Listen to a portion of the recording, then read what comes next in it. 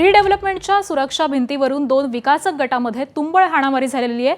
कल्याण पश्चिम मधील शिवनेरी पार्क आणि शिवधाम सोसायटी परिसरामध्ये हा सगळा प्रकार घडलाय।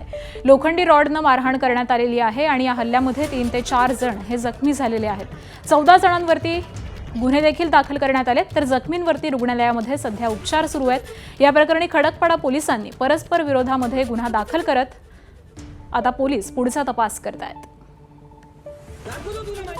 सोसायटीच्या अंतर्गत असलेली जी भिंत आहे ती भिंत आम्ही काढत होतो आणि ते काढण्याचं काम चालू असताना आमच्या जे लेबर होते त्यांना तिथे जागेवर जाऊन धमकी दिली, त्यांना मारहाण केली आणि त्यांना तिकडनं पळवून लावलं आणि त्यानंतर 8 ते 10 लोक त्याचे सुपरवायझर यांनी येऊन आमच्यावरती मारहाण केली।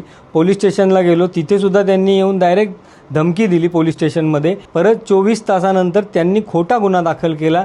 ह्याचं आम्हाला काय हे कळत नाही आहे आणि याच्यामध्ये मला फक्त एवढंच म्हणणं आहे की आम्हाला योग्य ते याची या प्रक्रियेची पूर्ण चौकशी व्हावी या प्रकरणाची आणि आम्हाला न्याय मिळावा। एबीपी माझा, उघडा डोळे बघा नीट।